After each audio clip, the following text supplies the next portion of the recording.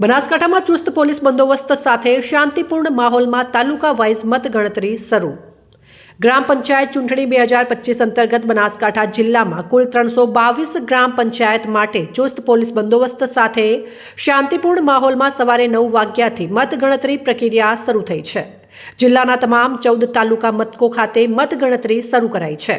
બનાસકાંઠામાં 322 પંચાયત પૈકી 303 ગ્રામ પંચાયત સામાન્ય તથા 19 ગ્રામ પંચાયત ખાતે પેટા ચૂંટણીની મતગણતરી શરૂ કરાઈ છે.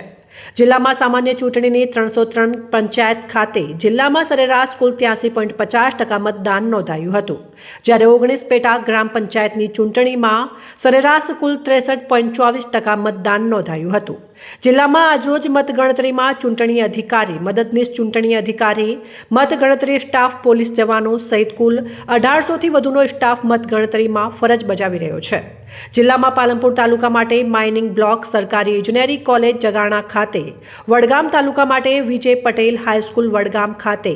દાંતા તાલુકા માટે પ્રથમ માળ સર ભવાની સિંહ વિદ્યાલય દાંતા, અમીરગઢ તાલુકા માટે રૂમ નંબર 6 થી 12 પગાર કેન્દ્ર શાળા અમીરગઢ, ડીસા તાલુકા માટે ડીએમપી ગર્લ્સ પ્રાથમિક વિભાગનું બિલ્ડિંગ, કાંકરેજ તાલુકા માટે રૂમ નંબર 10 થી 14 મોડેલ સ્કૂલ રતનપુરા, ધાનેરા તાલુકા માટે કે arts and commerce college, Dantiwada taluka માટે મોડેલ સ્કૂલ દાંતીવાડા, દિયોદર તાલુકા માટે મોડેલ સ્કૂલ દિયોદર, લાખણી તાલુકા માટે મામલતદાર કચેરી તાલુકા સેવા સદન લાખણી, થરાદ તાલુકા માટે સરકારી વાણિજ્ય અને વિનયન કોલેજ થરાદ, વાવ તાલુકા માટે મોડેલ સ્કૂલ વાવ,